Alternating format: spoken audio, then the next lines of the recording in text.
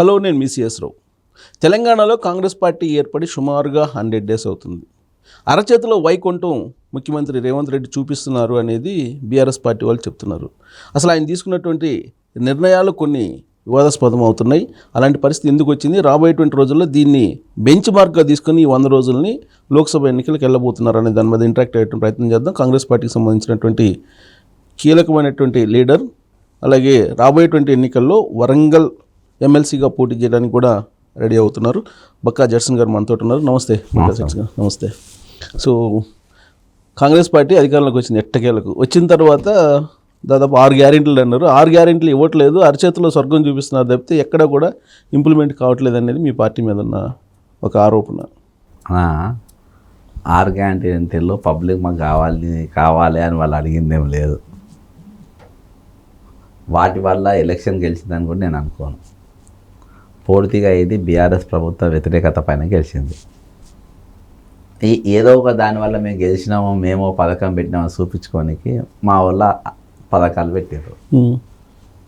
ఈరోజు ఆ పథకాల కంటే అంటే మీరు అనేటటువంటి ఈ నిరుత్సాహం అయితలే అనేది ఎందుకు ఉందనంటే, వాస్తవానికి వాళ్ళకి కావాల్సింది ఈ ఎలక్షన్లో గెలిచింది ఏంటంటే, ప్రబలిక ఆత్మహత్య తర్వాత 30 లక్షల మంది యూత్, అన్ఎంప్లాయ్ యూత్ మొత్తం వాళ్ళ ఊర్ల మీద పడి మా ఇట్లా అవుతుందేమో భయపడి వాళ్ళ తల్లిదండ్రులు ఊరోళ్ళు అందరి కాళ్ళు మొక్కి, మీరు అందుకని మీరు అబ్జర్వ్ చేయండి, రూరల్ ఏరియాలో వచ్చినట్టు ఇక్కడ రాలేదు. సో టోటల్గా మీరు ఇచ్చిన 6 గ్యారెంటీల గురించి పబ్లిక్ ఓటేలా కేవలం కేసీఆర్ మీద వ్యతిరేకత చేశారు. వీళ్ళు సిపాయి అన్న అలా కీలక రోల్ యూట్యూబ్ ఛానల్స్ అన్న. ఓకే, మా అసలు కొంతమంది యాక్టివిటీస్, అంతేగాని ఇక మీకు దేనికి ఎవరు కూడా తీసుకోనికి లేదు. సో కారణం ఏదైనా కానీ అధికారంలోకి అయితే వచ్చారు కదా. వచ్చిన తర్వాత మీరు తీసుకున్నటువంటి నిర్ణయాల్లో ఇప్పుడు కాళేశ్వరం ప్రాజెక్ట్ ఉంది, దానికి సంబంధించి సిట్టింగ్ జడ్జి చేత విచారణ అని చెప్పేసి ఇప్పుడేదో అంటున్నారు. అసలు అడ్మినిస్ట్రేషన్ కానీ లేదంటే ఈ కాళేశ్వరం ప్రాజెక్టు విచారణ కానీ ఇవన్నీ కరెక్ట్గానే చేపిస్తారా మీరు? అన్న సిట్టింగ్ జడ్జి ఎందుకు ఇవ్వాలి అన్న? తెగుతుంది అన్న సిట్టింగ్ జడ్జి. సిట్టింగ్ జడ్జి ఎప్పుడు దిగాలి చెప్పండి. మరి చేస్తారు. నేను ఇప్పుడు విజిలెన్స్ చేతులు ఉంది, సిఐడి చేతులు ఉంది. నాకు తెలిసి సిఐడి విజిలెన్స్ ఇంత బాగా వాడగలుగుతారా అని చెప్పేసి జగన్ ఒక ఆంధ్రప్రదేశ్ ముఖ్యమంత్రి చూపించారు. సిఐడి విజిలెన్స్ కూడా పవర్స్ ఉన్నాయని ఏపీ తర్వాతనే తెలిసింది. అవి ఉన్నాక మరి ఎట్లా వాడాలని ఆయన చూపించింది కదా, మరి నేను వాడచ్చు కదా అని. అలా నేను మీ ఛానల్ సాక్షిగా చెప్తాను, మేయా కృష్ణారెడ్డిది ఒక ఇంటికే కూడా మేము బీకలేం. ఏం కాదు, ఎందుకంటావన్నా? అసలు మేయా కృష్ణారెడ్డి పేరు అసెంబ్లీలో ఇన్నిసార్లు చర్చ జరిగిన ఒక్కసారి ఒక బీజేపీ వాడు కానీ, ఒక సిపిఎం వాడు కానీ, సిపిఎం వాడు ఒకడు కొత్తగూడెం వాడు ఉన్నాడు, కాంగ్రెస్ కానీ బీఆర్ఎస్ కానీ ఎవరైనా ఆయన పేరు ఒక్క మాట తీసిందని కాళేశ్వరం చర్చ జరిగితే ఒక్కడు. ఎంఐఎం సంబంధాలు ఆయన మేఘా కాంట్రాక్టర్, మేడిగడ్డకి సుందిల్లికి అన్నారంగ సంబంధం లేదేమో. మేఘా కాంట్రాక్టర్ ఆయనే అన్న, బాహుబలి మోటార్లు ఆయనే, మునిగిపోయినాయి ఆయనే, మేజర్గా దెబ్బతిని ఆయనే. ఆయన పేరెంట్, ఆయన కూడా కాంట్రాక్టర్ కదా, ఆయనే పేరెంట్ తీస్తలేదు ఎవరు? ఎలాంటి వాళ్ళు పీనట్టు, తక్కిన వాళ్ళే మేజర్ షేర్. ఒకటి ఇవాళ వాళ్ళ పేర్లు తీయకుండా సిట్టింగ్ సెట్ చేస్తూ నేసిందంటే అది నడిపియనికే ఒక 10-15 ఏళ్ళు నడుస్తూ ఉంటుంది. సిట్టింగ్ చేసి హ్యాపీగా ఎంజాయ్ చేస్తూ ఉంటాడు శాలరీ. అంతే. అంటే మీరు ఇచ్చిన హామీని నమ్మొద్దు అంటారు ప్రజలు. ఏది నమ్మడే వాస్తవం చెప్తున్నా ఇది. ఎందుకంటే కాళేశ్వరం నేను రీసెంట్ కూడా పిటిషన్ వేసిన. ఇప్పుడు ప్రజెంట్ అంతకుముందు జిఎస్టీ కూడా ఏదో 12,000 కోట్ల జిఎస్టీ వచ్చింది మేయా కృష్ణారెడ్డి, అది కూడా ఉంది. దాని గురించి కూడా ఎవరు మాట్లాడారు. కాబట్టి వాస్తవం అన్న, ఇది ఎవ్వరు అంటే ఒకళ్ళని కాదు, సిండికేట్. ఏ పొలిటీషియన్ కూడా, ఏ పార్టీ వాడు కూడా మెగాని కదిలించే పరిస్థితి లేదు. ఏ పార్టీ వాడు కూడా ఏం చేయాలి. కాళేశ్వరం అసలు పనికి వస్తా పనికిరాదా? చేపలేదని కూడా పనికిరాదన్న, రొయ్యలు పెంచుకొని కూడా పనికిరాదు. మీకు చేత కాదు, మీకు చేతగాకి ఈ మాట అంటున్నాడు కేసీఆర్. ఎవరు? దాన్ని మరమ్మతులు చేయడానికి చేత కాదని. అసలు మరమ్మతు లేదు. నాగార్జున సాగర్కి ఏడ మరమ్మతు వచ్చింది? అక్కడ లేదు. ధవళేశ్వరం బ్యారేజ్కు పైన కంప్లైంట్ లేదు. నువ్వు ఇంకా స్టార్ట్ కాక ముందే ఇన్ని పర్రెలు పడ్డాక ఫ్యూచర్ ఏముంటారు? అది పైసలు కేసీఆర్ ఒప్పుకోవాలి. తలకెళ్ళి కాళ్ళకు నీళ్లు కారుతాయి కానీ కాళ్ళకెళ్ళి పైకి నీళ్లు తీసుకుపోతా అంటే ఎవరు నమ్ముతారన్నా? నీ ప్రాజెక్ట్ అది ఎప్పుడు అది కట్టిందే పైసల కోసం అన్న, పైసల కోసం కట్టి 1,00,000 కోట్లు అయిపోయినట్టేనా, నీళ్ళపాలు అయిపోయినట్టేనా? వాళ్ళే అందరు తిన్నారు, అందరు కట్టిండు, అంతే అయిపోయింది, క్లోజ్. అది అన్ని పార్టీలకు షేర్ ఉన్నాయి, కేసీఆర్ ఒక్కరికి ఎందుకు, అందుకని మేయాకర్ పేరు బయటికి తీస్తారు. మేడిగడ్డ పేరు ఎందుకు తీస్తుందంటే ప్రప్రథమంగా కాళేశ్వరం ప్రాజెక్టు మీదకి రాహుల్ గాంధీ పోయి అక్కడ శపథం చేసింది కాబట్టి దాని చుట్టూ బతుకమ్మ ఆట ఆడుతుండ్రు అంతే అన్ని తప్ప పార్టీలో.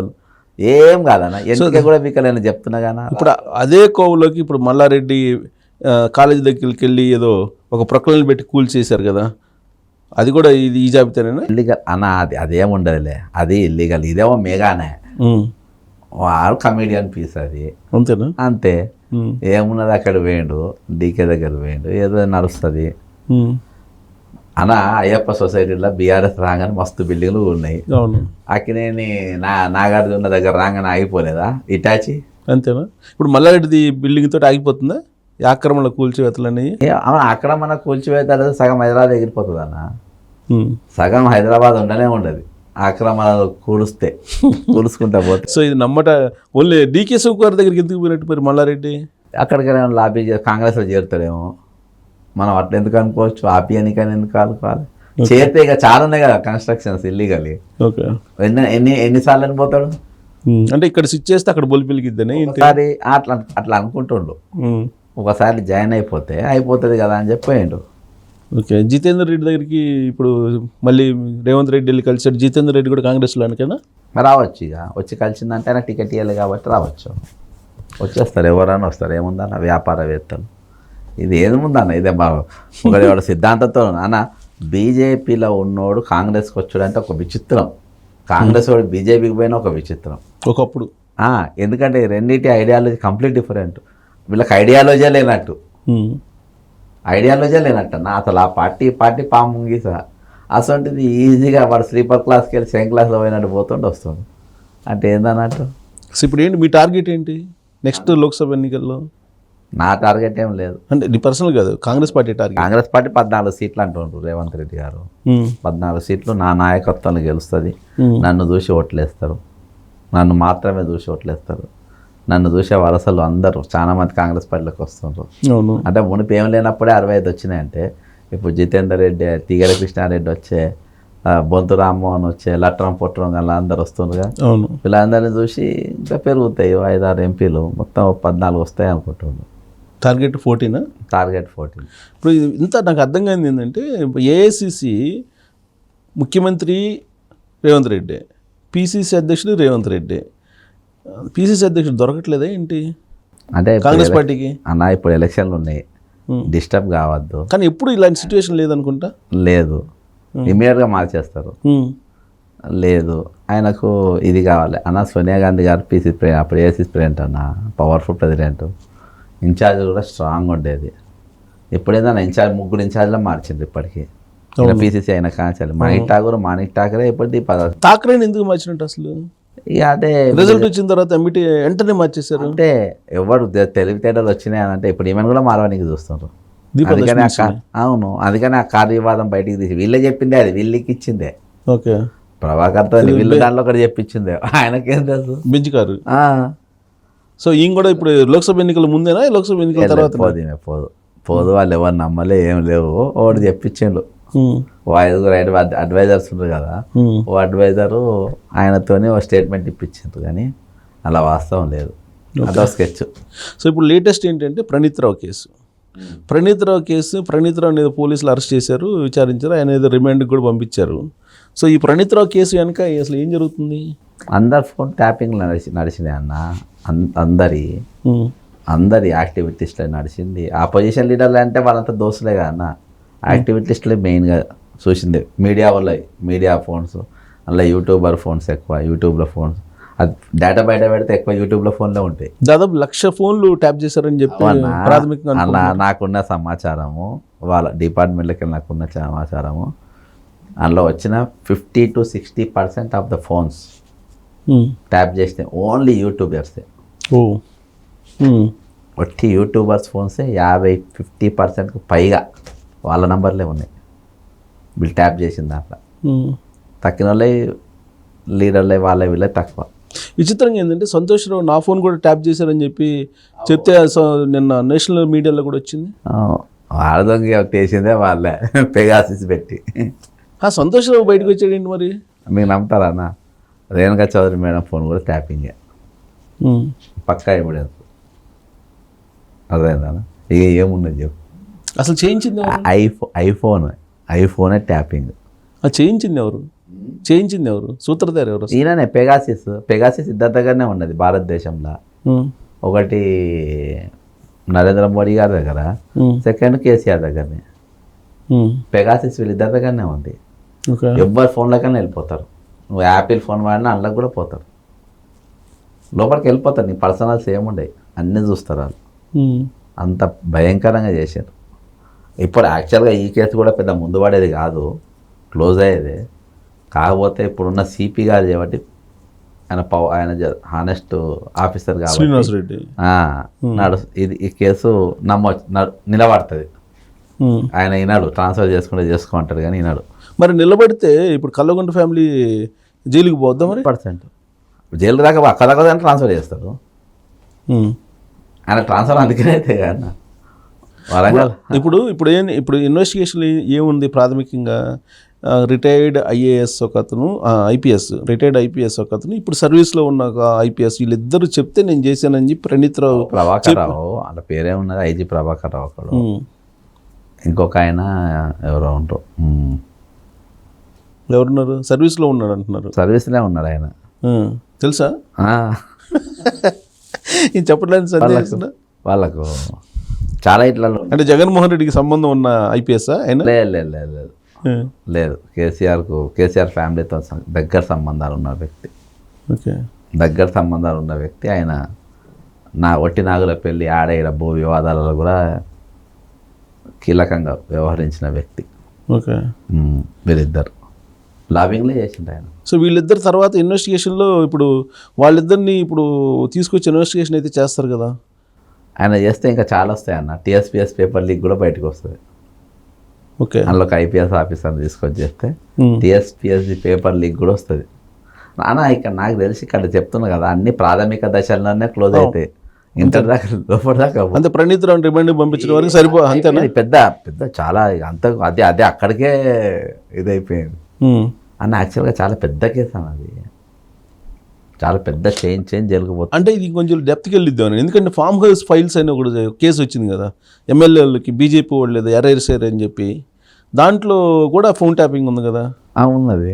ఉన్నప్పుడు బీజేపీ వాళ్ళు వదులుతారా ఈ కేసు? చేస్తారు ఏమన్నారు అన్న, అందరూ ఒకటి అన్న, అంతా మిక్కీ మౌత్ ఆటలు.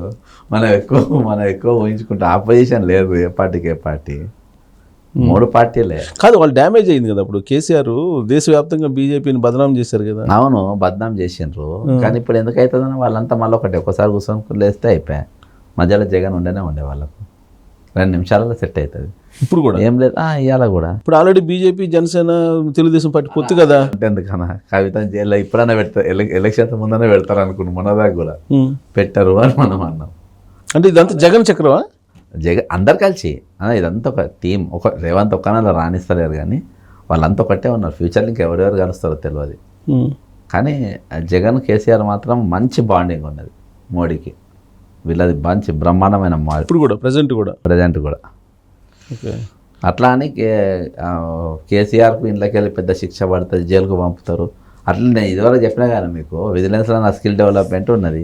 కవిత నల్ల లోపటే వచ్చిందా కూడా ఇప్పుడు కూడా ఛాన్స్ ఉంది. ఎందుకు వేయరు వీళ్ళంతా? నేను అబ్జర్వ్ చేసిన దాన్ని బట్టి ఏంటంటే వీళ్ళందరూ ఎవరికి కూడా ఏం కాదు. ఇట్లా పేపర్లలో 1-2 పేపర్లలో ఇవాళ వస్తుంది. ఇవాళ ఒకటి నేను దాదాపు 1 year బ్యాక్ సెక్రటరియట్ స్కామ్ బయట పెడితే ఇవాళ ఆంధ్రజ్యోతి పేపర్లో దాని ఆర్టికల్ రాసిండ్రు, ఐటమ్ వచ్చింది. దీని మీద మన ఇంటర్నెట్ కనెక్షన్స్, టీవీ కొనుగోలు, మన కంప్యూటర్ కొనుగోలు దానిపైన ఇలా పెద్ద ఆర్టికల్ వచ్చింది. ఒకటే రోజు అంతే. రేపు మీడియా రాసి దాన్ని క్యారీ చేసేవాడు ఎవరు ఉన్నారు? టుడే న్యూస్ ఇస్ టుమారోస్ అంతే అంతేనా? చాలా పెద్ద స్కామ్ అది, 1000 కోట్ల స్కామ్ అది. డైరెక్ట్ పైసలు డ్రా చేసి ఇచ్చేసిండు వాళ్ళకు. ఇంకా దాదాపు 380 కోట్ల రూపాయలు వాళ్ళకి పేమెంట్ ఇవ్వాలని ఉంది. అసలు కొన్నది 100 కోట్లు కూడా ఉంది. అంత సెకండ్ హ్యాండ్ స్క్రాప్ అది. ఇప్పుడు ఏంటి మరి యాదాద్రి తర్వాత దాని మీద ఎంక్వైరీ చేశారు. ఇంకోటి ఇది కొనుగోలు మీద, విద్యుత్ కొనుగోలు మీద, అది కూడా అంతేనా? ప్రభాకర్ ఏమైంది? ప్రభాకర్ ఏమైంది అన్న? ప్రభాకర్ ఎందుకు వదిలేసిండ్రు? జనార్దన్ ఎందుకు వదిలేసిండ్రు? ఏడబట్టుకుంటారు, వాటికి అన్ని సాక్ష్యాలు ఉన్నాయి కదా, ఏడబట్టుకుంటారు దాన్ని. అన్నీ అంతే, అంతే ఊరికే అంతే. ఏడేం అన్న ఆయన పక్క బీజేపీ మనిషి, బీజేపీ ఎల్ నరసింహారెడ్డి పక్క బీజేపీ మనిషి ఆయన. సో ఎన్ని యాదాద్రి ధర్మల్ పవర్ ఎన్ని ఎంక్వైరీ చేస్తాను సిట్టింగ్ జడ్జి అని చెప్పి వేశారు కదా, అది ఎంత ఊరికే కంటి తుడుపా అన్న? దాన్ని కనబడుతుంది అన్న. ఇవాళ దాకా జనార్దన్ రెడ్డి వదిలేసిండ్రు, ప్రభాకరరావుని వదిలేసిండ్రు, దాని మీద ఒక జడ్జిని వేసిండ్రు. అది ఎప్పుడు తేలుతాయి అన్న? నేను అదే కదా అనేది. అవి ఎప్పుడు తేలాలి, అవి ఎప్పుడు బయటికి రావాలి, నువ్వు ఎప్పుడు వాళ్ళని లోపటేయాలి. ఓకే, నీకు ఈజీ వేయాలంటే సిబిఐకి, ఈడీకి, విజిలెన్స్కి ఇస్తే టకాటక్ అయిపోతాయి, నెల రోజుల్లో ప్యాక్ చేస్తారు వాళ్ళు. ఉత్తమ్ కుమార్ రెడ్డి పరిధిలో ఉండే ఇంకోటి ఏదో ఇప్పుడు ఇది ఉంది కదా, మై హోమ్స్ కాదు, ఇప్పుడు రైస్ మిల్లర్స్ కుంభకోణం ఇంకోటి ఉంది కదా, 30,000 కోట్లు ఏదో మిస్యూజ్ అయినాయి, వాళ్ళు రికవరీ ఇవ్వాల్సిన బియ్యం ఇవ్వకుండా వాళ్ళు అమ్మేసుకున్నారు అని చెప్పి చెబుతున్నారు కదా, అది కూడా అంతేనా? అది కూడా అటకెక్కడమేనా? అంతే, అన్నీ అటకెక్తాయి, ఏది బయట రాదు, ఊరికే ఏవి రావు అన్న, ఏవి రావు. ఇప్పుడు మై హోమ్కి మరి నోటీసులు ఇచ్చారు, ఏదో భూదాన్ భూములు ఏదో ఆక్యుపై చేసాడని ఇప్పుడు లేటెస్ట్గా నోటీసులు ఇచ్చారు కదా. అలా మాట్లాడుకుంటారన్న, జనాలు పిచ్చోళ్ళు చేస్తున్నారే మీరు పార్టీ అన్న? మా పార్టీ కాదు, అందరు కలిసి ఉన్నారు. నేను సిండికేట్ పాలిటిక్స్ అని పేర్లు పెట్టిన, నడుస్తుంది సిండికేట్ పాలన. సిండికేట్ పాలన కొన్ని రోజులు బీఆర్ఎస్ ఉంటుంది, కొన్ని రోజులు బీజేపీ ఉంటుంది, కొన్ని రోజులు కాంగ్రెస్ ఉంటుంది. కుర్చీలాట సిండికేట్, కుర్చీలాట కాదు. ఎవరేమైనా తిట్టుకోరు, అట్లా అనుకుంటారు. మనం ఏమేమి తిట్టుకోవాలి, మన ప్రాణం పైన మేఘా కృష్ణారెడ్డి పేరు తీయద్దు, కట్టుబడి ఒక్కరు కూడా అని పేరు తీయడు. రామేశ్వరరావు పేరు ఒక్కరం కూడా తీయద్దు, అందరికి కట్టుబడి ఒక్కరు కూడా అని పేరు తీయడు. మరి నోటీసులు ఇచ్చారు కదా భూదాన్ భూములు, భూదాన్ భూములు ఇస్తారు. అవతార్ చెరువులో కట్టిండ్రు, దాని మీద రేవంత్ రెడ్డి గారే బాధాప్తా ప్రెస్ మీట్ పెట్టిండ్రు. మరి దాని మీద ఇవ్వాలగా చెరువులో కట్టింది, చెరువులో కట్టింది ఎందుకు ముట్టుకోరు? అది అట్లా, అది కూడా ఎందుకంటే రోజు నేను ఒకటే దుకాణం పెట్టుకున్నా, మనం రామేశ్వరరావు పేరు ఎందుకు తీస్తలేరు, మేఘా కృష్ణారెడ్డి పేరు ఎందుకు తీస్తలేవు అని అంటే నోటీస్ అని ఇచ్చింది. మీరు అడుగుతారు కదా, అంటే నోటీస్ ఇచ్చారు. రేపు బెంగళూరు వెళ్తాడా ఏంటి? ఏది మై హోమ్? బెంగళూరు ఏం పోడు, ఆయన ఇంకా పెద్ద మనిషి, బెంగళూరుకి అవసరం లేదు, అసలు లేదా? ఆయన వేరే డీకే దగ్గరికి అవసరం, డీకే రేంజ్ కాదు ఆయన, ఆయన ఇంకా డైరెక్ట్ వేరే రేంజ్ ఉంటారు. కానీ ఆయనది ఏం కాదు, ఆయనకేం కాదు, ఇక్కడనే లోకల్నే క్లోజ్ అయిపోతుంది. డైరెక్ట్ ఢిల్లీ వెళ్తాడా? లేదు, అవసరం లేదు, గ్రామ పంచాయతీనే క్లోజ్ అయిపోతుంది. అంతేనా? మెగా లాగా అంతే, మెగా కూడా గ్రామ పంచాయతీ. మెగా అసలు పేరెత్తారు కదా, అదే గ్రామ పంచాయతీ. మెగా డైరెక్ట్ కదా, డైరెక్ట్ ఫోన్లో మాట్లాడుకుంటారు కదా. మెగాకి ఏం ప్రాబ్లం ఉండదు. మరి ఇంత సిండికేట్ ఉన్నప్పుడు ఇది ఈ ప్రభుత్వం, రేవంత్ రెడ్డి ప్రభుత్వం ఉండదు అని ఒకళ్ళు, ఇంకొకళ్ళు ఏమో ఏక్నాథ్ షిండే కాబోతున్నాడు ఆయనే అని చెప్పి ఇంకొకళ్ళు ఇట అంటున్నారు కదా. అంటే మొన్న ప్రధానమంత్రిని కలిసిన తీరు, మేరే బడే బాయ్ అని, మేరే చోటే బాయ్ అని, నా బుద్ధులు ఒకటే తిరుగున్నాయని, ఇద్దరిని ఒకటి పొగుడుకోడు, అవన్నీ చూస్తే ఏమైనా అవుతుందేమో అని ఒక డౌట్. అన్న రాజకీయాలు ఏవైనా చిత్తం లేదన్న, ఏమన్నా కావచ్చు. ఇప్పుడు ఏదన్నా వీళ్ళంతా కాంగ్రెస్ పార్టీతో పుట్టినోళ్ళు కాదు కదన్నా, కాంగ్రెస్ పార్టీలనే పుట్టుకతోని ఉన్నోళ్ళు కాదు కదా. అన్నీ తిరుగుకుంటూ వచ్చి వాళ్ళకి ఏం ఫరక పడితే ఈ పార్టీ కాకుండా ఇంకో పార్టీ. 2 నిమిషాలు కండువా మార్చలే కానీ 2 నిమిషాల్లో మారుస్తారు. ఇట్లా తీసేస్తారు 2 నిమిషాలు. వాళ్ళకేమైతే ఏమన్నా కావచ్చు. రేపు కాంగ్రెస్ పార్టీ ఎవరు నా పార్టీ అని ఎవడు అనుకుంటలేడు, అలా మేము అనుకుంటున్నాం, మౌన పక్కన పెట్టి. ఎందుకు రేవంత్ రెడ్డి ప్రతి వేదిక మీద కూడా నా ప్రభుత్వాన్ని పడగొట్టే ప్రయత్నం చేస్తున్నారు అని చెప్పి ప్రతి వేదిక మీద అంటున్నారు? ఎందుకు? ఎట్లా బలగొడతారన్న? ఎవరు బలగొడతారు, ఎవరు బలగొట్టరు, అంత శక్తి లేదు. ఎలక్షన్ తర్వాత బీఆర్ఎస్ కోతం కనుమరుగు అయిపోతుంది, బీజేపీ కాంగ్రెస్ మధ్యలో ఫైట్ నడుస్తుంది. అందులో వీళ్ళు బీజేపీలో అంత ఈసారి ఈ పార్లమెంట్ ఎలక్షన్లో కిషన్ రెడ్డి ఎగిరిపోతాడు, సెకండ్రాబాద్ పక్కా ఓడిపోతుంది. సెకండ్రాబాద్ ఓడిపోయినాక అంతా కొత్త టక్కిన దగ్గర అంతా కొత్త బీజేపీ వాళ్ళే ఉంటారు. దాని మీద ఫోకస్ పెట్టి అది అన్న కొన్ని జరగవచ్చు. ఎవరికి ఇంటర్నల్గా ఏం మాట్లాడుతుండో, ఎవరితో ఏం సంబంధాలు ఉన్నాయో తెలియదు కదన్న. ఇలా మల్లారెడ్డి అంటాడు ఈయన బిల్డింగ్లో కొడితే డీకే శివకుమార్ దగ్గర పోయినంటే డీకే శివకుమార్ అపాయింట్మెంట్ ఇచ్చిందంటే ఏం సంగతి ఇది? ఎట్లా అసలు అపాయింట్మెంట్ ఎందుకు ఇవ్వాలైనా? ఇవ్వాల్సిన అవసరం ఏముంది? సో ఇప్పుడు అసలు ప్రభుత్వం ఉంటుందా? పడిపోద్దా? ప్రభుత్వం ఖచ్చితంగా ఉంటుంది అన్న, సుస్థిరంగా ఉంటుంది. అదే ప్రభుత్వం ఉంటుంది, కాంగ్రెస్ ప్రభుత్వం. రేవంత్ రెడ్డి ఉంటాడా ముఖ్యమంత్రి? రేవంత్ రెడ్డి ఉంటాడు అన్న, ఏమవుతుంది ఏం కాదు. రేవంత్ రెడ్డి గుడ్ మేనేజర్, ఎవరిని ఎట్లా మేనేజ్ చేయాలి. ముఖ్యమంత్రి పక్కన డిప్యూటీ సీఎం ఉండాలి, ముఖ్యమంత్రి పక్కన ఇరిగేషన్ మినిస్టర్ పక్కన రోడ్స్ అండ్ మినిస్టర్ పక్కన కిందేసి పీట మీద గుగబెట్టిన బట్టి విక్రమార్కను. దాని క్లారిటీ ఇచ్చాడుగా బట్టేవాడు అని ఇయనికి క్లారిటీ, బట్టేవాడు ఇయనికి బట్టేవాడు. నువ్వు ఏ కోటలో కూర్చున్నావు బట్టి విక్రమార్క. నువ్వు తెలంగాణలో ఉన్న దళిత బిడ్డల ఆత్మగౌరవంగా సూచికగా నేను కూర్చోబెట్టిన. నన్ను డిప్యూటీ చీఫ్ మినిస్టర్ హోదా ఏంది, ఎవరి పక్కన కూర్చోవాలి? చీఫ్ మినిస్టర్ పక్కన డిప్యూటీ సీఎం పక్కన మినిస్టర్స్ కూర్చుంటారు ప్రోటోకాల్ ప్రకారం. ఇదికు దేవాదాయ శాఖ మంత్రి కూర్చుంటారు, ఆమె మంత్రిత్వ శాఖ కార్యక్రమం కాబట్టి. నువ్వేడ కూర్చున్నావు? నేను కూర్చున్నాను, నువ్వేమని వాననికి నీకేం ధైర్యం నీకు? ఇది నా ఇష్టపడిన ఏం శాసిస్తున్నావు? బొంగు శాసించినావు నువ్వు. దాదాపు ఇప్పటికీ 30 పోస్టులు ఇస్తే నీ శాసనం ద్వారా వచ్చిన పోస్టులు ఏంటి? ఎవడో శ్రీనివాసరెడ్డి అన్నని తీసుకొచ్చి ప్రెస్ అకాడమీ చైర్మన్ చేసినావు. జగదీశ్వర్ రెడ్డి బామ్మాడిదో తీసుకొచ్చి ఆయన కూర్చోబెట్టిండ్రు. ఇవాళన్నిటి ఒకటే సామాజిక వర్గాన్ని పోస్టులు పోయినాయి. నువ్వు ఎంతమందికి ఇప్పించుకున్నావు? నువ్వు ఉప ముఖ్యమంత్రి ఉంది, నువ్వు ఎంతమంది నౌకర్లు ఇప్పించినావు? నువ్వు నా ఇష్ట ప్రకారమే కూర్చున్నా అంటావా? నీ ఇష్ట ప్రకారం కూర్చోనికి లేదు ప్రోటోకాల్. ఇది నీ ఇష్ట ప్రకారం ఉండదు. ప్రోటోకాల్ అనేది ఒక లెక్క ఉంటుంది, దానికి ఒక డిపార్ట్మెంట్ పని లెక్క పెట్టలే. ముఖ్యమంత్రి గారు, డిప్యూటీ చీఫ్ మినిస్టర్ గారు, మంత్రులు మీరు ఎట్లయినా ఉండొచ్చు, మీకు ఏమి నియమ నిబంధనలు ఉండే అంటే లేవు. ద్రౌపది ముర్ము గారు అన్నారు, నేను కావాలనే రాష్ట్రపతి కొత్త పార్లమెంట్ ఓపెనింగ్ కావాలనే పోలేదు ఆమె అన్నది. కానీ నడవదు, అదే ప్రోటోకాల్ ఒప్పుకోదు. ఆమె ఓపెన్ చేయాల్సిందే. అదెంత తప్పో ఇదంత తప్పే. కానీ ఆయన ఏమంటాడంటే, నేను పాదయాత్ర చేసేటప్పుడు మొక్కున్నాను, కావాలని నేను కింద కూర్చున్నానని చెప్తున్నాడు. అది ముందే చెప్పాలి కదా మరి. నువ్వు ముందెందుకు చెప్పలే? అది ముందు ప్రోటోకాల్ ప్రోగ్రాంలు ఎందుకు పెట్టలే? అది అవి నడవదు కదా, అవి ఎవరు కనబడే కదా. దీనివల్ల ఎంత ఇప్పుడు ఆ కమ్యూనిటీకి తల తీసేసినట్టు కాలే. ఆల్రెడీ ఒక దిక్కు అవమాన భారం మోస్తూనే ఉన్నాము. నేను పేరుకు పకరది బాగున్న ఇల్లు పెట్టిండ్రు. ఫస్ట్ 4 ఫోటోలు ఉండేది పేపర్ అడ్వర్టైజ్మెంట్లలో, 3కి వచ్చింది, 2కి వచ్చింది, ఇప్పుడు ఒకటే అయిపోయింది. అందుకని నేను ఒకటే గెలిపిస్తారు 14 సీట్లు అన్నది. అంతేనా? పడం కూడా ఒకడే ఒంటరిగా అని పెట్టుకుంటాడు కదా, అవును అని ఒక్కడనే గెలిపిస్తా అని. కామారెడ్డిలో కూడా ఒకటే గెలిచి వచ్చింది కదా. అంటే ఇప్పుడు అడ్వర్టైజ్మెంట్ ఇదో టెండర్ కూడా కంప్లైంట్ చేసినట్టున్నారు. ఏంటది? ఇవి పోయిన గవర్నమెంట్లో మున్సిపల్ మంత్రి ఉన్నప్పుడు కల్వకుంట్ల తారక రామారావు 2 కంపెనీలకు ఇచ్చాను టోటల్ అడ్వర్టైజ్మెంట్లు. ఒకటి ప్రకాష్, ఇంకోటి లీడ్ స్పేస్.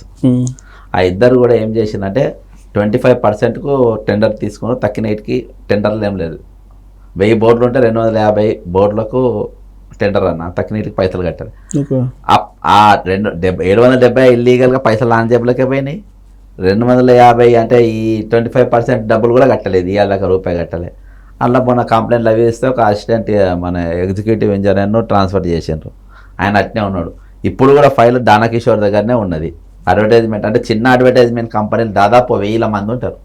వాళ్ళందరినీ చంపేసి వీళ్ళిద్దరినే బతికించి ఆ 2 పైసలు వాళ్ళ దగ్గరికి పోయేటట్టు చేసి ఇప్పుడు దానకిషోర్ అంటే వాడు మళ్ళీ మేఘానే మోస్తుండు. మొన్న మేఘా 2 వాటర్ ప్లాంట్లు ఉంటే అవి ఓపెన్ చేయడానికి రేవంత్ రెడ్డి గారిని ఎంబడి పెట్టి తీసుకుపోయాడు మున్సిపల్ మంత్రి కాబట్టి. ఈ అడ్వర్టైజ్మెంట్ కూడా వాళ్ళకే ఫేవర్ అయ్యేటట్టు చేస్తుండ్రు. కాబట్టి ఆ ఫైల్ ఇప్పుడు సంవత్సరం మెగా ఏమో ధనాదన్ ఫైల్ క్లియర్ అయిపోతాయి, అలా పైసలు వస్తాయి. కాబట్టి దానకిషోర్ గారి దగ్గర ఉంది. ఈ అడ్వర్టైజ్మెంట్ వాళ్ళు రెగ్యులర్గా పోతారు ఆయన దగ్గరికి, మాది ఏమన్నా చేయండి, మాకు లాభం అయ్యేటట్టు చేయండి, మా బతుకుదేరు చూడండి అంటే అలా ఫైల్ అమ్ముతుకుంటలేడు దుర్మార్గులు. దానకిషోర్ అంటాడు ముఖ్యమంత్రి దగ్గర మున్సిపల్ శాఖ దగ్గర పెట్టుకుండు. దాని మీద లోకాయుక్తాల కేసు వేసిన. వీళ్ళకు లాభం గవర్నమెంట్కు నష్టమయ్యేటట్టు ఎవడెవడు చేసిండు, ఈ 2 కంపెనీలకి లాభం అయ్యేటట్టు ఎవడెవడు చేసిండు, ఇలా రెవెన్యూ రాకుంటే ఎవడు చేసిండు, వాటి అన్నిటిపైన చర్యలు తీసుకోవాలని చెప్పేసి ఉదయం లోకాయుక్తాల కేసు వేసి వచ్చిన. మొత్తం దాని రంగాన్ని అంటే ఇలా నాకు మున్సిపల్ మంత్రిగా మీ ప్రభుత్వం మీదనే మీ ప్రభుత్వం మీద మీరే కేసు చేస్తున్నారా? ప్రభుత్వం ఏముందన్న అదిగో ప్రజల తరపున ఇప్పుడు బతుకుదేరు కోసం ఒక్కళ్ళు వచ్చినామన్నా ఇన్నటోడు ఉంటే ముఖ్యమంత్రి అమ్మ కలవనికి లేదు, అర్థమైందా? ఆయన చాలా పెద్ద మనిషి. ఎందుకు ఆయన చెప్పాడు కదా గవర్నమెంట్ ప్రజా పాలన ప్రజా ప్రభుత్వం ఇది ఇప్పుడు ఎవరైనా రావచ్చు అని చెప్పారు. అవునా? ఇప్పుడు యూట్యూబ్లలో టైటిల్ ఒకటి ఉంటే లోపల ఓపెన్ చేస్తే ఒకటి ఉంటుంది. ఇదట్నే ఉన్నది, అంతేనా? ఇదట్నే ఉన్నది టైటిల్. ముఖ్యం అలా మీరు సీనియర్ జర్నలిస్టు రాజశేఖర రెడ్డి గారు ముఖ్యమంత్రిగా ఉన్నప్పుడు ప్రజా దర్బారు ఉండేది. ముఖ్యమంత్రి గారు రోజు కలిసేదా లేదా? Early morning. ఆంధ్రప్రదేశ్ అన్న పెద్ద 7 కోట్ల జనాభా, వేల మందిని ఒక ముఖ్యమంత్రి కలిసి నీకు ఎంతగానో ఏం పని ఉన్నది? ఇంత రాష్ట్రం రోజు కలిస్తే ఏమవుతుంది? ఏం బిజీ ఉన్నది నీకు? ఏం బిజీ ఉన్నది? ఎవరిని కలవనే కలవు. మరి ప్రజాప్రభుత్వం ఎట్లయితుంది అన్న ప్రజాప్రభుత్వం పైన ఉన్నట్టు చిన్న రాష్ట్రాలు ఎట్లయినంటే ప్రజాప్రభుత్వం పేరు పైన నియంత ప్రభుత్వాలు ఇవి. ఎప్పుడైనా ఏ రోజైనా ఏ క్షణమైనా అర్ధరాత్రి అయినా కట్టచ్చు అని చెప్పారు కదా. కార్యకర్తలు నా కళ్ళల్లో పెట్టుకొని చూస్తా అంటారు, కళ్ళల్లో పెట్టుకొని చూస్తుండ్రు అన్న. కార్యకర్తను ఎవరు సీఎం మంత్రులు కలవరు అన్న. ఒక శ్రీధర్ బాబు తప్ప, శ్రీధర్ బాబు, పొన్నం ప్రభాకర్, ఏళ్ళ మీద కొండ సురేఖ, తక్కిన వాళ్ళని అసలు ఈసరించుకుంటారు కానీ అసలు చూడనట్టే చేస్తారు. ఈ కొత్తగా వచ్చిన మంత్రులు అయితే మేము ఇంట్రడక్షన్ ఇచ్చుకోవాలి. నేను ఎప్పుడు పుట్టినా ఎప్పుడు కాంగ్రెస్లో జాయిన్ అయినా మా తాత ముత్తాతలు ఎవరు ఆల్బమ్ తీసుకొని పరిచయం చేసుకోవాలి కొత్త మంత్రుల దగ్గర. తక్కిన వాళ్ళు అంటే సేమ్ కేసీఆర్ పరిపాలన ఎలా ఉందో ఇప్పుడు కూడా చాలా బెటర్. అట్లా లేదు, అంత లేదు కానీ ఓడగొట్టడానికి ప్రధాన కారణం అదే అంటారు. ఆయన వ్యవహార శైలి మంత్రుల దగ్గర మాత్రం యాక్సెస్ ఉండేది. మెజార్టీ మినిస్టర్స్ లేరు కానీ అన్న శ్రీధర్ బాబు దగ్గర బ్రహ్మాండంగా ఉన్నది. కార్యకర్త any time open. Ponnam Prabhakar no problem, Konda Surekha no problem. ముగ్గురు నేను సురేఖ ఎప్పుడు పోలేదు సురేఖ దగ్గరికి. బట్టి ఉత్తమ్ అంటే వాళ్ళ లెవెల్లో వాళ్ళు బట్టి అంటే పెద్ద డిప్యూటీ సీఎం ఆయన పీటేసుకొని కూర్చున్న దగ్గర ఎవరు పోతారా అన్న? పీటేసుకొని కూర్చున్న దగ్గర అంటే అప్పుడు కూడా కేసీఆర్ గవర్నమెంట్ లో కూడా కేసీఆర్ని కలవడానికి కష్టం కానీ మినిస్టర్లు కలిసేవాళ్ళు కదా అందరూ. ఆ మినిస్టర్ కూడా కష్టం అంటే పనులు అయిపోయారు కానీ పనులు అయితేనే కదా. ఓకే, ఇక పనులు చిన్న చితక పనులు అవుతున్నాయి కానీ వారి వర్క్లు అవుతున్నాయి, అంత ఆ లెవెల్లో అవుతున్నాయి. కాకపోతే ఎక్కువ శాతం ఏంటంటే కాంగ్రెస్ పార్టీలో ఉన్న మంత్రులు తక్కువ ఉన్నారు కాబట్టి, నేను ముగ్గురు కాంగ్రెస్ వాళ్ళు ఉన్నారు కాబట్టి కాంగ్రెస్ వాళ్ళ పనులు అవుతున్నాయి. తక్కిన వాళ్ళకి మైగ్రేటెడ్ కాంగ్రెస్ వాళ్ళకి ఎక్కువ పాలిటిక్స్ అవుతుంది, పారాచూట్ వేరే పార్టీలకు వెళ్ళి వచ్చిన వాళ్ళ పనులు ఎక్కువ అవుతున్నాయి. కాంగ్రెస్లో పుట్టి కాంగ్రెస్ ఉన్న వాళ్ళకి తక్కువ పనులు అవుతున్నాయి. అది లేకుంటే ఓవరాల్గా గవర్నమెంట్తో ఏం మనం పెట్టలేమన్నా. మనది ఏంటంటే డ్యామేజ్ కంట్రోల్ ఫస్ట్కి వెళ్ళి చేస్తే బెటర్ అని, మనం పార్టీకి నష్టం కాకుండా ఒక భయం భక్తి అనేది ఉండాలి. ఇవాళ మా రోజు మేఘకృష్ణారెడ్డి పేరు మహోన్స్ పేరు చేయబట్టి ఇలా ఒక నోటీస్ అన్న పంపారు. భయం పోతారే మేఘకృష్ణారెడ్డి కూడా ఇట్నే పంపుతారు కావచ్చు. పంపేదాకా ఇదే పని ఉంటుంది అన్న. లేకుంటే మనం ఏఐసిసి మానిటర్ చేయదా అన్నా? AICC monitor చేయదా? ఏఐసిసికి ఎవరు భయపడుతున్నారు ఇప్పుడు ఇక్కడ? అంతేనా? ఒకప్పుడు ఏఐసిసి అంటే భయం భక్తి ఉండేది, ఇప్పుడు టోటల్ పెటెంట్ హక్కులు ఇచ్చేసిండు కదా. అసలు ఇప్పుడు వీళ్ళని చూస్తేనే వర్కర్ను కాపాడుకోలేకపోతుంది ఏఐసిసి. ఓకే, ఓ వర్కర్ ఇంట్రెస్ట్ను కాపాడుకోలేకపోతుంది, ఓ డిసిజన్ తీసుకోలేకపోతుంది. వాళ్ళు ఏం చేయగలుగుతారన్న? వాళ్ళు ఏం లేదు ఇప్పుడు. సో రాబోయే రోజుల్లో మరి లోక్సభకు సంబంధించి ఆల్రెడీ ఇవాళ రేపు ప్రకటిస్తారు అంటున్నారు కదా అభ్యర్థుల్ని. ఇవాళ రేపు వస్తాయా? టైం తీసుకుంటుంది? అయిపోతుంది. సో ఎంఐఎం తోటి ఇది పొత్తుందా? పొత్తేం లేదు కానీ కలుస్తుండ్రు కదా, ఏమైనా ఇంటర్నల్గా ఏమైనా అయితే అవుతుండొచ్చు. అంటే ఈ మధ్య కొంచెం దగ్గర అయినట్టున్నారు కదా వాళ్ళిద్దరు. దగ్గర ఏమన్నా బిజినెస్ వాళ్ళది, గవర్నమెంట్ ఎవరు ఉంటే వాళ్ళకి దగ్గర ఉంటారు. ఓ కిరణ్ కుమార్ రెడ్డి ఒకటే దగ్గర రానియాలి కానీ తక్కిన వాళ్ళందరూ దగ్గరనే ఉండే కదా.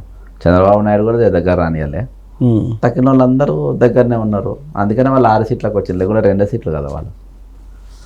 లేకుంటే 8 సీట్లు వాళ్ళకి ఎక్కడి అన్న, 6-7 సీట్లు ఎక్కడి వాళ్ళకి 2 సీట్లలో పరిమితం వాళ్ళు. ఎవరు రూలింగ్లోకి వస్తే మొన్న మెట్రో శంకుస్థాపన అప్పుడు పాత బస్తీలో ఆ రోజు రేవంత్ రెడ్డి ప్రభుత్వాన్ని పడగొడితే ఎవరైతే పడగొడతారో వాళ్ళని నేను అడ్డుకుంటాను, నేను కూడా అది పడగొట్టడానికి లేదు, అలాంటి వ్యాఖ్యలు చేయడానికి లేదు, నేను రేవంత్ రెడ్డికి అండగా ఉంటానని చెప్పి అన్నాడు కదా. అసలు అవును అంటారన్న, వాళ్ళు ఎవరు రూలింగ్లో ఉంటే వాళ్ళకి అండగా. సేమ్ మాటలు కేసీఆర్ కూడా అన్నారు. వాళ్ళు అట్లేం లేదు, వాళ్ళు ఎవ్వరు సపోర్ట్. అప్పుడు అక్బరుద్దీన్ని ఇవన్నీ చూస్తే కొంచెం ఇద్దరు పొత్తే ఉన్న లోక్సభకి వెళ్తారని ఉండొచ్చు. పొత్తు ఉండదు కానీ అండర్స్టాండింగ్ నడుస్తుంది. ఇప్పుడు వాళ్ళకి డమ్మీ క్యాండిడేట్ పెడతారు. యాకుత్పూర ఓడిపోతే గెలిచింది కదా అన్న. అవును, మొన్న 200 ఓట్లు కాంగ్రెస్ అభ్యర్థిని పెట్టకుంటే ఉమ్. 6,000తో 3,000తోనన్నా గెలుసు అమానుల్లా ఓవైసీ కొడుకు. అట్లా అంత ఈజీగా ఏమి ఉండదు. కాంగ్రెస్ వీక్ అనేది పెడితేనే వాళ్ళు బతుకుతారు అక్కడ. ఉమ్. సో డైరెక్ట్ పొత్తు అయితే ఉండదు. డైరెక్ట్ పొత్తు 100% ఉండదు. ఓకే. నేషనల్ లెవెల్లో కూడా ఒప్పుకోరు. వేరే దగ్గర మనం దెబ్బ అయిపోతామని. వీళ్ళందరికీ దూరం అయిపోయింది కదన్న. ఇప్పుడు బీజేపీతోని B2 అనే చాలా జాగాలల్లో వీళ్ళు చేయబట్టే కాంగ్రెస్ పార్టీ ఓడిపోయా. యూపీలో కానీ అంటే సీట్లు కోల్పోయినాం. ఇప్పుడు ఏంది బీఆర్ఎస్ బీజేపీ రెండు ఒకటేనా అనిపిస్తుందా? 100% ఎప్పటికొకటి. ఇప్పుడు కూడా ఇప్పటి కూడా ఒకటే. అంటే కాదు, రేపు క్యాండిడేట్స్ని పెడతారా 17 చోట్ల పెడతారన్నా? బీఆర్ఎస్ పార్టీ పెడతారు. అండర్స్టాండింగ్తో పెడతారా? అండర్స్టాండింగ్తో పెట్టుకుంటారు. రాబోయే రోజుల్లో వాళ్ళిద్దరు ఒకటే. సో రాబోయే రోజుల్లో వాళ్ళిద్దరు కలిసి ఇక్కడ తెలంగాణలో ప్రభుత్వాన్ని కూడా పడగొడతారా? అంత సినిమాలే అన్న. తెలంగాణ గవర్నమెంట్ ఏం చేసినా కూడదన్న. బీఆర్ఎస్ ఎమ్మెల్యేలు ఇంకో 10-15 మంది కాంగ్రెస్కి వస్తారు. మర్జ్ అయినా చిత్రం లేదు. అందరికీ డబ్బులు కావాలి, వర్కులు కావాలి, పైరవి నడవాలి. కాబట్టి వాళ్ళు వస్తారు. గవర్నమెంట్కి ఏం డోకా ఉండదు. 10 ఏళ్ళు మాత్రం కాంగ్రెస్ పార్టీ ఉంటుందన్న. 10 years ఉంటుంది ఎవరు ఏం చేసినా. అంటే ఇక్కడ మీ ప్రభుత్వం మనుగడ సాగించాలంటే తెలంగాణలో అక్కడ జగన్మోహన్ రెడ్డి యొక్క ఆశీస్సులు ఉండాలి అని అంటారు కొంతమంది. తెలంగాణతో ఆయనకేం సంబంధం? అక్కడ ఆయనదే ఎక్కువ ఉంటుంది. మాకు లాభం కాదు. కేసీఆర్కు అట్టు కాదు. కాంగ్రెస్ పార్టీ ప్రభుత్వం పడిపోవాలంటే అవును జగన్మోహన్ రెడ్డి అనుగ్రహం బీఆర్ఎస్ పార్టీకి ఉంటే పడిపోద్దని. అంటే పొంగులేటి శ్రీనివాసరెడ్డి ఒక 20 మంది ఎమ్మెల్యేలు తీసుకెళ్ళిపోతారు జగన్మోహన్ రెడ్డి చెప్తే అనేది ఒకటి వినపడుతుంది కదా. నా పొంగిలేటి ఒకటే పోవాలి. పొంగిలేటి ఎంబడి ఎవడు పోడు. ఓసారి కనీసం 4-5 తీసుకొని పోలేడా? పోరు వాళ్ళు. ఎవరైనా పోతే కానీ అంత పిచ్చి పనులు ఎవరు చేయరు ఈ టైంలో. ఇప్పుడు మామూలుగా రేపు లోక్సభ ఎన్నికలు అయిపోయిన తర్వాత ఆయనకు ఆ కోరికలు ఉన్నాయి. పొంగిలేటికి ముఖ్యమంత్రి కావాలన్న కోరిక ఉన్నది. ఆయన లాంగ్వేజ్లో, బాడీ లాంగ్వేజ్లో కనబడిపోతుంది. డబ్బుతో ఏమన్నా చేసుకోవచ్చు అని. కథ ఏందన్నా అది అంత ఈజీ. కానీ నీకు సీఎం దగ్గరకు వచ్చే వరకు రేవంత్కి వచ్చినంత ఈజీగా అవకాశం వేరే వాళ్ళకి రాదు. జగన్మోహన్ రెడ్డి మళ్ళీ ఆంధ్రప్రదేశ్లో ఒకవేళ అధికారంలోకి వస్తే కౌంటర్ స్టార్ట్ అయినట్టేనా రేవంత్ రెడ్డికి? రేవంత్ రెడ్డి అధికారంలోకి వస్తాను. ఆయన అధికారంలోకి జగన్మోహన్ రెడ్డి ఏపీలో మళ్ళీ అధికారంలోకి వస్తే రేవంత్ రెడ్డికి కౌంట్ డౌన్ స్టార్ట్ అయినట్టే. ఏమైతే కాదన్న, ఆయన ఉంటుంది, కింద ఉంటాడు. ఈయనకు చంద్రబాబు నాయుడుకు మైనస్ అవుతుంది కానీ కాదు. ఇప్పుడు అక్కడ రేవంత్ ఒకవేళ జగన్ వస్తే నీకు కేసీఆర్ ఉన్నట్టే కదా. అక్కడ పవర్స్ను ఉపయోగించుకొని తెలంగాణలో మీ ప్రభుత్వాన్ని పడవన్న. మా పవర్స్ మేమేం పవర్స్ యూజ్ చేసుకోవచ్చు. వాళ్ళ ప్రాపర్టీస్ హైదరాబాద్ ఉన్నాయి. ఇంకా రాజకీయ పరమైనటువంటి రాజకీయ పరంగా కూడా ఆయన అంత చేయలేడు అన్న. మీరేమున్నా ఏం చెప్పినా జగన్ మళ్ళీ చీఫ్ మినిస్టర్ అయినా ఆయనకు strong opponent, including Chandrababu Naidu కంటే స్ట్రాంగ్ ఆపోనెంట్ ఎవరంటే షర్మిల. ఏపీలో ఇప్పుడు రాబోయే రోజుల్లో సుఖాలు చూపెడుతుంది. అస్సలు కాంప్రమైజ్ ఉండదు అన్న. మీరు రాసుకోండి. నాకు ఇంటర్నల్గా చెప్తున్నా, ఇంటర్నల్ విషయాలు నేను చెప్తున్నా. కానీ జగన్ షర్మిల ఇద్దరు ఒక వర్షం ఏర్పడుతుంది అన్న. పాముంగీస ఇద్దరి మధ్యలో పాముంగీస ఆమె అన్న. నేను ఎప్పుడో చెప్పిన, ఇంద్రక కూడా చెప్పిన, వైఆర్టీపీల పార్టీ పెట్టినప్పుడే ఆమె ఇక్కడ రాజకీయం చేయది. ఆమె సూచనలు ఇలా కమిటీలు వేస్తలేదు. దీన్ని అడ్డం పెట్టి ఇక్కడ ఎస్టాబ్లిష్ అయ్యి ఏపీకి జంప్ అవుతుంది చూడని చెప్పిన. ఇంద్రశోభనక చెప్పిన. ఆమె పార్టీ జాయిన్ అయ్యేటప్పుడు ఆమె వినకుండా జాయిన్ అయింది. కరెక్ట్ నేను ఎట్లా అనుకున్నా అట్నే అనుకున్నాను. ఇంటర్నల్గా కొన్ని జరిగినాయి. మీరు విమలమ్మ స్టేట్మెంట్ చూడండి. దీనికి అన్నిటికీ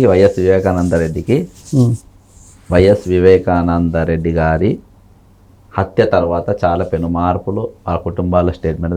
విమలమ్మ ఏం స్టేట్మెంట్ ఇచ్చిందన్న? పొద్దుగాల 5:30కి నాకు ఫోన్ వచ్చిందని, ఫస్ట్ నాకే తెలిసిందని, నేనే SMS పెట్టినాను. ఎంత ఘోరంగా మాట్లాడింది అన్న. ఎవరు చంపినా అనేది అందరికీ తెలుసు అని వాళ్ళకు కూడా తెలుసు. ఎందుకు చంపినా అని కూడా తెలుసు. అదేనా? ఇంకా ఎవరెవరికి థ్రెట్స్ ఉన్నాయి, ఏంది ఇంకా ఫ్యామిలీలో కొంతమంది థ్రెట్స్ ఎవరెవరికి ఉన్నాయి, ఏమున్నాయి అనేది ఇవన్నీ కూడా చాలా ఉన్నాయి. రేపు కాంగ్రెస్లో సెంట్రల్లో పక్కా బీజేపీ అని లేదన్న. కొంచెం 1% కాంగ్రెస్ కూడా అవకాశం ఉన్నది. By and large one side రాకుండా ఉండి సెక్యులర్ పార్టీకి ఎక్కువ సీట్లు వచ్చి ఉంటే అక్కడ కూడా తేడా రావచ్చు. అప్పుడు చాలా తేడా పడుతుంది మరి జగన్. అప్పుడు ఎంటైర్ మొత్తం జగన్కు చాలా తేడా పడుతుంది. అప్పుడు ఇంత మామూలు తేడా ఆల్రెడీ వేణుగోపాల్తో టచ్లో ఉన్నారు. వేణుగోపాల్ ఏమంటాడన్న, వేణుగోపాల్ పెద్ద పనే అన్న. ఏసీసీకి ఉన్న రోజులు ఆయన పవరు 2 నిమిషాలు ఆయన దిక్కు చూస్తే కనబడదు. సోనియా గాంధీ అన్నా, సోనియా గాంధీ పర్సనల్ ప్రోగ్రామ్ గుర్తుపెట్టుకో. వివేకానంద అనేటోడు, రాజశేఖర్ రెడ్డి అనేట ఆయన, షర్మిల అనేట ఆమె సోనియా గాంధీకి పర్సనల్. అలా ప్రియాంక గాంధీ కానీ రాహుల్ గాంధీ గారు కూడా ఇన్వాల్వ్మెంట్ ఉండదు. ఆమె పర్సనల్గా తీసుకుంటుంది వీళ్ళ దగ్గరకు వచ్చేవరకు. ఎందుకంటే ఒరిజినాలిటీ మనకంటే సోనియా గాంధీ గారికి ఎక్కువ తెలుసు. ఇంకా అంటే చాలామంది ఉంటారంటే జగన్మోహన్ రెడ్డి అటు బీజేపీ తోటి ఇటు కాంగ్రెస్ తోటి సమాంతరంగా టచ్లో ఉన్నారు అని. అనా ఒక సబ్జెక్టు మీ కనెక్టివిటీ. వైఎస్ రాజశేఖర్, ఈ చర్చ ఎక్కడ జరగలే. వైఎస్ రాజశేఖర రెడ్డి గారి మరణం తర్వాత లబ్ధి పొందిన వాళ్ళు ఎవరన్నా? ఆయన మరణంతో లబ్ధి పొందినటువంటి వ్యక్తులు ఎవరు? ఏకైక వ్యక్తి జగన్మోహన్ రెడ్డి. రాజకీయ అవకాశాలు వచ్చినాయి, పాదయాత్ర చేసుకుండు, పార్టీ పెట్టుకుండు, ముఖ్యమంత్రి అయ్యిండు, అదొక ఆపోజిషన్ లీడర్ అయ్యిండు, మళ్ళీ యాత్ర 2 సినిమా తీసిండు, మళ్ళీ సినిమాలో వాళ్ళ నాయనను అందరు ఎవరో చంపినట్టు చూపించిండ్రు రాజశేఖర రెడ్డి గారిని, మళ్ళీ ఏదో అయిందని చూపించిండ్రు. యాత్ర సినిమాలో మరి వివేకానంద రెడ్డికి ఆత్మ హత్య కూడా చూపెడితే బాగుండదు, చూపించలే. అన్న మనం ఏం పెద్ద లెక్కలేసే అవసరం లేదన్నా. వివేకానంద రెడ్డి మరణం కూడా ఈయననే లాభం తీసుకున్నాడు. ఆ 1 నైట్, ఆ 2 నైట్స్. రాజశేఖర రెడ్డి గారి మరణం కూడా ఆయనకే లాభమైంది. రాజశేఖర రెడ్డి మరణం వల్ల నష్టపోయింది ఎవరెవరు? విజయమ్మ, షర్మిలమ్మ. వివేకానంద రెడ్డి గారు హత్య అయింది అని చచ్చిపోకుండా వివేకానంద మర్డర్ అయ్యేటోడు కాదు. వివేకానంద కుటుంబం మొత్తం, రాయారెడ్డి కుటుంబం మొత్తం దెబ్బతిన్నది. భారతమ్మ ఫ్యామిలీ మొత్తం స్ట్రాంగ్గా నిలబడ్డది. రాజశేఖర రెడ్డి హత్య వల్ల, మరణం వల్ల నష్టపోయిన కుటుంబం రాజశేఖర రెడ్డి గారు, రాయారెడ్డి గారి కుటుంబం. లబ్ధి పొందింది జగన్మోహన్ రెడ్డి గారు. ఇంకా రాజశేఖర రెడ్డి గారు ఇంకా అమ్ముతూనే ఉన్నారు. ఆయన కాంగ్రెస్ వ్యక్తి ఇంకా అమ్ముతుంది ఏదో కొత్త సినిమా తీసి. మీకు డిగ్ చేసుకున్నా పోతే చాలా వెళ్తాయి అన్న. సో ఇప్పుడు రాబోయే రోజుల్లో మరి జగన్ పరిస్థితి ఏంది? అవగాహన ఉందా ఆంధ్రప్రదేశ్ మీద? ఎందుకు లేదన్న, నాకెందుకు బల బ్రహ్మాండంగా ఉంది అన్న. ఇవాళ చంద్రబాబు నాయుడు గారు చేసిన చరిత్రాత్మకమైన తప్పిదం ఏంటంటే, ఆయన అధికారంకు దగ్గరలో ఉండే ఆయన సూసైడ్ చేసుకోండి.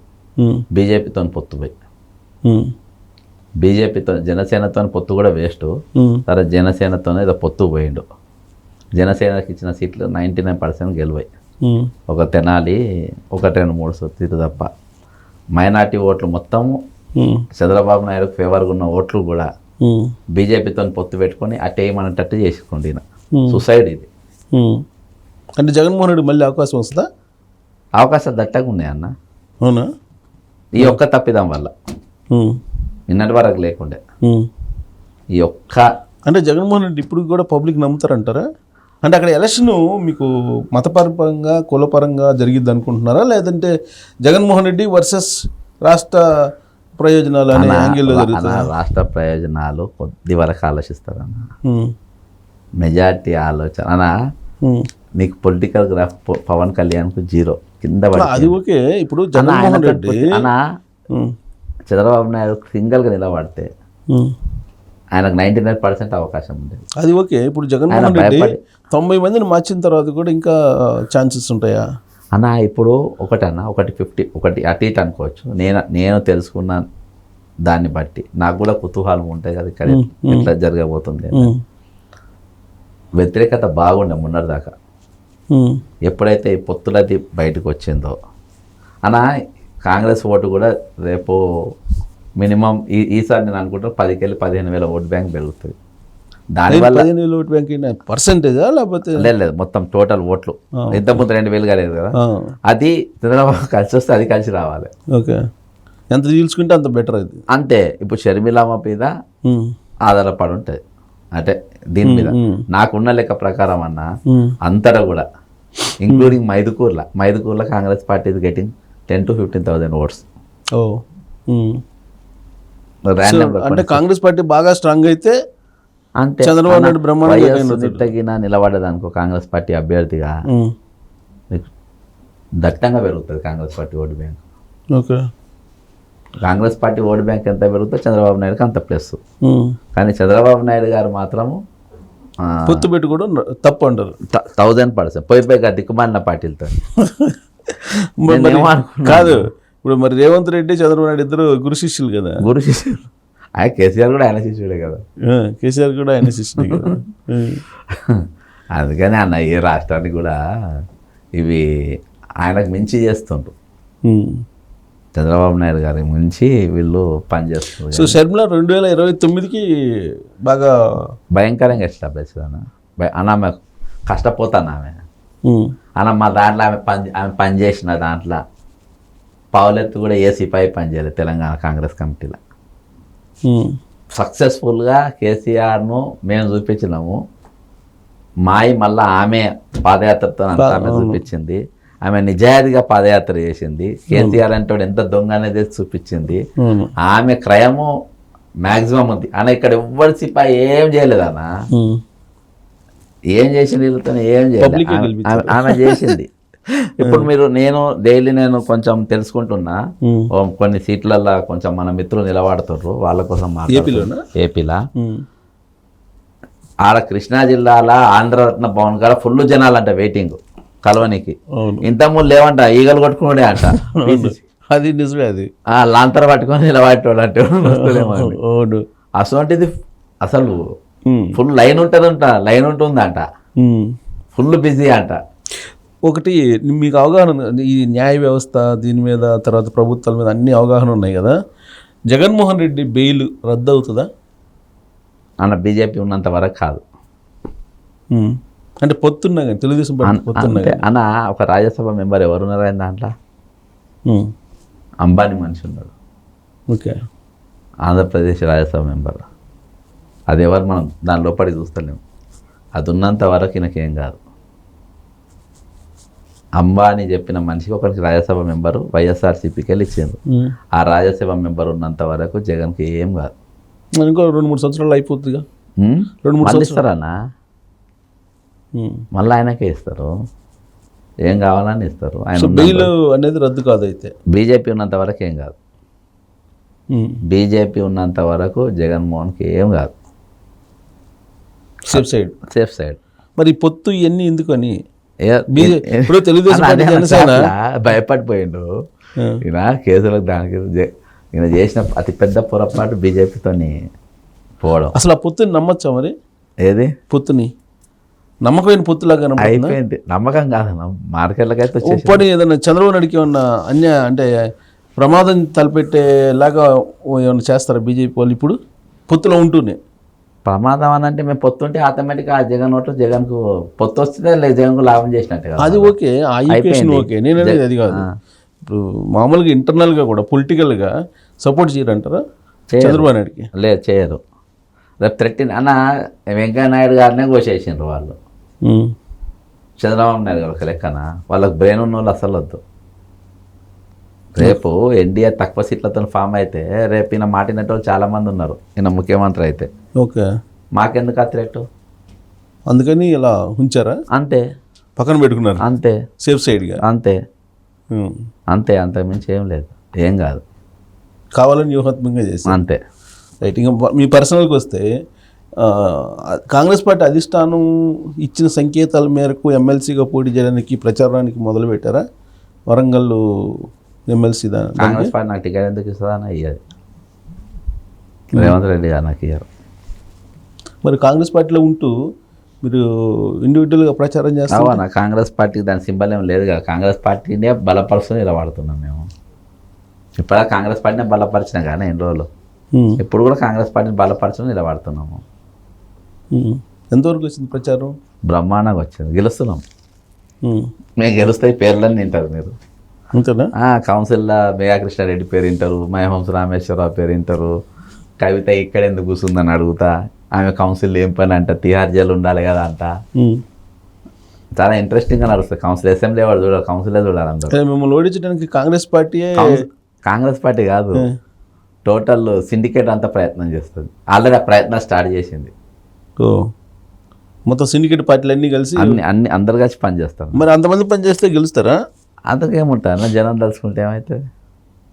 చూద్దాం. అదే అది కూడా ఇంట్రెస్ట్ ఫైట్ అన్న, అట్లా కూడా కొట్టాడు ఏమో. ఏ అంత ధైర్యం ఏంటి అనా, అంత ధైర్యం ఏంటి అంటున్నా. మన పోయేదేమన్నది నాదేమన్నా పోయేది ఉంటేనే భయపడాలి. నా దగ్గర ప్రాణం తప్ప ఏం లేదు పోనీకి. గ్రాడ్యుయేట్ కాన్స్టిట్యూన్సీ కదా. అవును. సో మొత్తం అయిపోయింది ప్రచారం. 99%, 50%. ఇది 3 జిల్లాలు కదా. 3 జిల్లాల్లో వరంగల్, నల్గొండ, ఖమ్మం. 3 ఇట్లల్లో ఒక్కొక్క జిల్లాకు ఒక 50 ఆఫీసులు కంప్లీట్ చేసిన, అంటే 150 ఆఫీసెస్ కంప్లీట్ చేసిన. కొన్ని విద్యా సంస్థలు కంప్లీట్ చేసిన, యూనివర్సిటీలు కంప్లీట్ చేసిన. నెక్స్ట్ రౌండ్లో ఇంకా మిగిలినాయి చిన్న ఆఫీసెస్, అవి కంప్లీట్ చేయాలి, కాలేజెస్ అట్లా. గ్రాడ్యుయేట్స్లో నిరుద్యోగులు 100% కంప్లీట్ చేసిన. అందులో ఒక 20-30% అటు ఇటు పోతే కానీ 75% మనకే ఉంటుంది. అంటే ఈ ఎలక్షన్ అయిపోయిన తర్వాత వస్తుందా, ముందే వస్తుందా? నోటిఫికేషన్ అయితే వారం రోజులలో వస్తుంది అన్న. ఎలక్షన్ ఎప్పుడు అంటే జనరల్ ఎలక్షన్ ముందే వస్తుందా ఇది? అటు ఒక 1 వీక్ అటు ఇటు ఉంటుంది. నోటిఫికేషన్ మాత్రం 1 వీక్లో వస్తుంది. ఇవాళకి లాస్ట్ ఓటు నమోదు. ఓకే. ఆన్లైన్ కాదు, హ్యాండ్ టు హ్యాండ్ ఇచ్చేది ఇవాళకి లాస్ట్. రేపంచెల్లి ఎప్పుడన్నా కావచ్చు. సో ముందు ఈ ఎలక్షన్ వస్తుంది అయితే. ఎలక్షన్ అందరికీ 2 నెలలకెళ్ళైనా ప్రచారం చేస్తుంది. అది ఓకే. నీకు లోక్సభ ఎన్నికల కన్నా ఇదే ముందు వస్తుంది అయితే. కావచ్చు 1 వీక్, అంతే. 1 వీక్ అటు ఇటు. ఈ స్టేట్ అనౌన్స్ చేయాలి, ఎప్పుడైనా అనౌన్స్ చేయొచ్చు. మరి కాంగ్రెస్ అభ్యర్థిని పెట్టి ప్రచారం చేయమంటే నేనేం చేస్తాను? నేను వెళ్ళిపోయాను ఆల్రెడీ. వర్కర్ కూడా నాకే పని చేస్తారు, కాంగ్రెస్ వాళ్ళు కూడా నాకు పని చేస్తారు. నేను ఏ కార్యకర్త వచ్చినా నేను తీసుకుపోయి వాళ్ళకి పని చేపిస్తాను. కాబట్టి వాళ్ళకు అంటే మనకు నా కోసం కాదు, మన అందరం ఖచ్చితంగా మన వేరే అవకాశం లేదు అని. అంటే వేరేవాడు ఎవరు చేసినా అంటాను. వాళ్ళు ఎవరు పని చేయకుండా నేను తీసుకుపోయి పని చెప్పగలుగుతా వాళ్ళకు. వేరేవాడు పని ఎలా చేపిస్తారు? అట్లా నాకు ధైర్యం వచ్చింది. మార్కెట్లో ఫస్ట్ భయం ఉండే, ఈజీగా షొట్టు కొట్టేస్తాం. మీరు దూరాన్ని వాళ్ళకు వ్యూహం ఉంటుంది, అలా ఎలక్షన్ కొట్టేస్తాం, మనం గెలుస్తాం. మనం గెలుస్తాం. డిబేట్స్ అనే పేర్లు మీ కౌన్సిల్ వినబడతాయి ఇక అంతే. అందుకే మీ ఆ సిండికేట్ అంతా రానివ్వదు మిమ్మల్ని. రాని అన్న మజా వస్తుంది వాళ్ళతో కూడా. అందుకని ఈసారి కిషన్ రెడ్డికి నేను కూడా గట్టిగానే పెడతా కదా. కిషన్ రెడ్డి మీద ఫుల్ ఫోకస్ పెడతా. ఇట్లా గెలుస్తాను నేను కూడా చూస్తా. ఎవరికైనా టికెట్ ఇవ్వండి సికింద్రాబాద్లో, ఎవరికైనా టికెట్ ఇవ్వను. ప్రచారం ఎట్లా ఎప్పుడు అంత ఫోకస్ చేయాలి సికింద్రాబాద్ పాలన. ఈసారి చేస్తా. ఎక్కువైపోయింది. ఎవరికైనా ఇవ్వను. నేను చెప్పిన సిండికేట్ క్యాండిడేట్. కానీ ఆ సిండికేట్ క్యాండిడేట్ కిషన్ రెడ్డిని గెలిపించే ప్రయత్నంలో ఉన్నది. సిండికేట్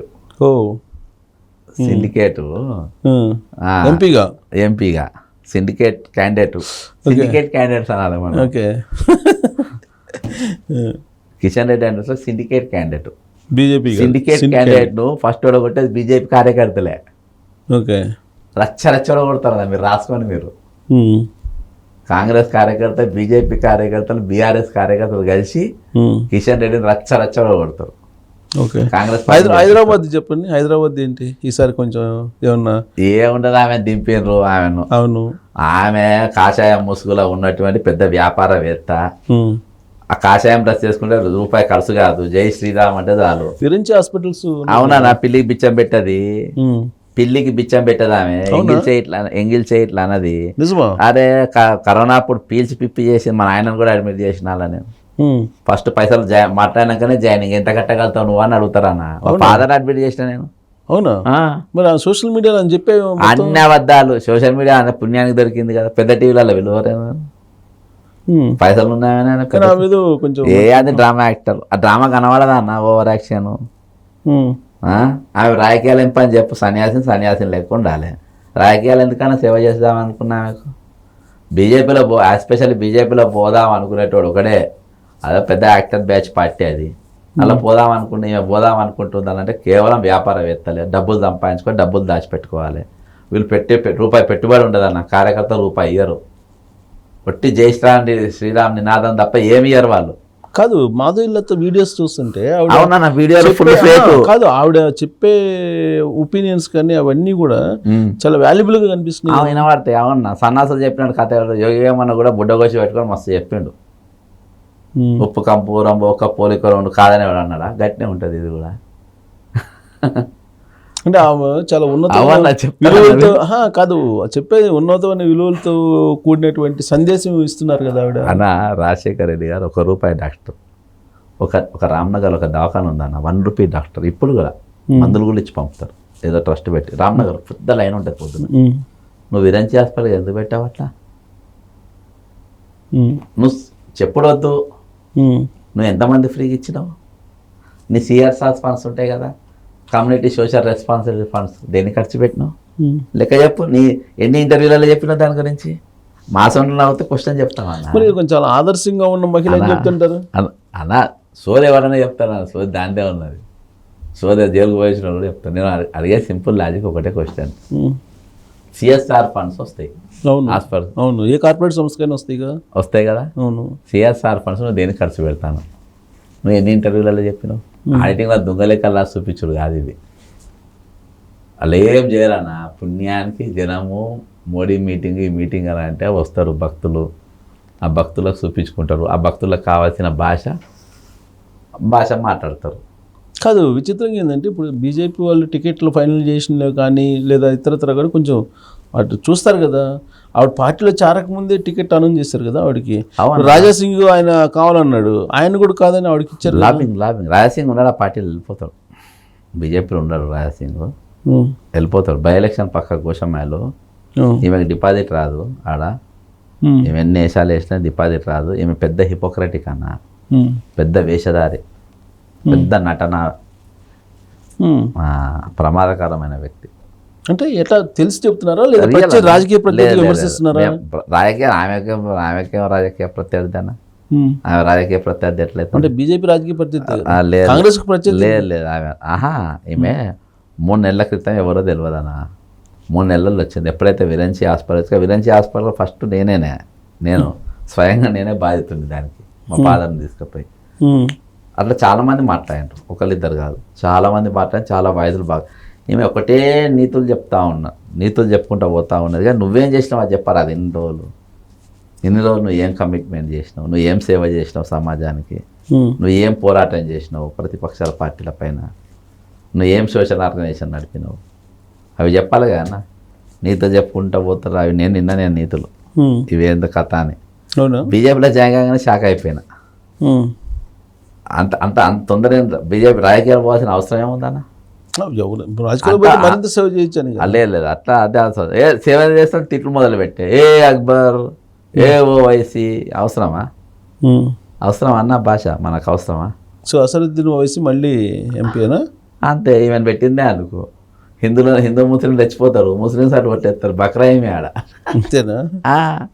బలికా బక్రా.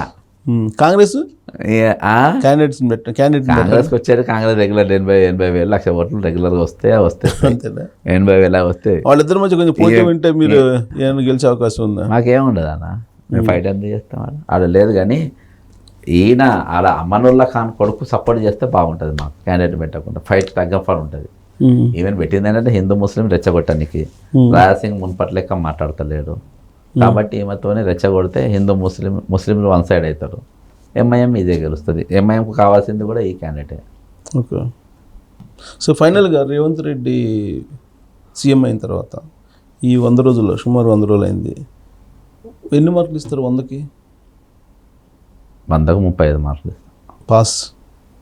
అంతే 3 పథకాలు 30 మార్కులు 5 గ్రేస్ నేనే కలిపిన.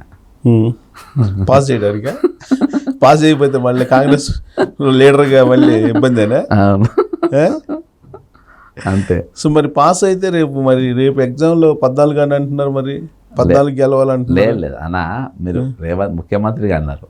అవును, మీకు ఎంపీ ఎలక్షన్ వస్తాక వేరే ఉంటుంది. నేను ఏం చెప్పినాను? కాంగ్రెస్ కిషన్ రెడ్డి టార్గెట్. కిషన్ రెడ్డి ఈసారి టార్గెట్ మాకు. ఓకే, ఖచ్చితంగా కాంగ్రెస్ పార్టీని గెలిపించి తీరుతాం, అలా డౌటే లేదు. సికింద్రాబాద్లోనే ఉంటాను. ఈసారి వరంగల్ తక్కువ పోతా.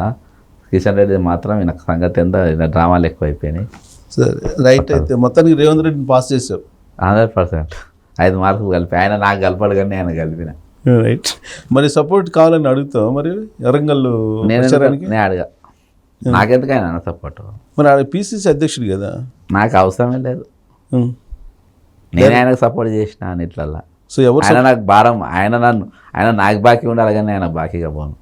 సో రేవంత్ రెడ్డి సపోర్ట్ లేకుండానే ఎమ్మెల్సీకి గెలవాలి, ప్రజలు గెలిపించాలి. చూద్దాం ప్రజలు గెలిపిస్తారో లేదో. అన్న నాకేమొద్దు, నాకేం కాదు చెప్పి ఎమ్మెల్సీ నేను ఏం చేసుకునేది ఉందో. నాకు అన్నీ ఉన్నాయి, దేవుడు అన్ని ఇచ్చిండు. నాకు ఇస్తే వాస్తవాన్ని వాయిదాలు వినిపిస్తా, గెలిపేయకుండా రోడ్డు మీద వినిపిస్తా, అంతే. సో ఇస్తే చట్టసభల్లో వినిపించవచ్చు, కొద్దిగా రికార్డ్ అవుతాయి కదా, అంతే. ఆ? లేకుంటే రోడ్డు పైన వినిపిస్తా, ఏమన్నా సో ప్రజలే ఆలోచిస్తాం, ప్రజలు ఆలోచించి అంతే. జడ్సన్ గారికి ఓట్లు వేస్తారా, వేసి గెలిపిస్తారా మండలిలో లేదనేది చూద్దాం. అంతే రేవంత్ రెడ్డి సపోర్ట్ లేకుండా మీరు గెలవటం అనేది ఒక చరిత్ర, గెలిస్తే అంతే.